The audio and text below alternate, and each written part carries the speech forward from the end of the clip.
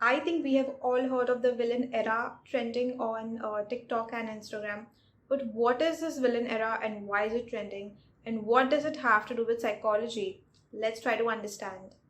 I'm Rohini, a psychologist from India, and here we discuss all things psychology. The villain era trend sounds a bit wicked because of the name, but is that so? Turns out it's not.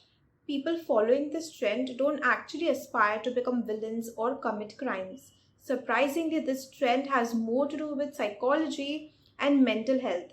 It is all about drawing boundaries and not feeling guilty while doing so. And a lot of times, drawing boundaries can be viewed as a negative thing by others, especially those people that would constantly like to push past these boundaries and disrespect you.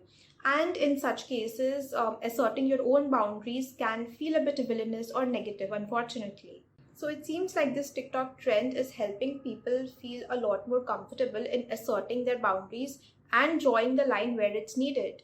The villain era is all about putting your own self respect and self worth above others' self gain. People are tired of being walked all over, and who wants to be labeled as a people pleaser? Of course, trends can mean different things to different people.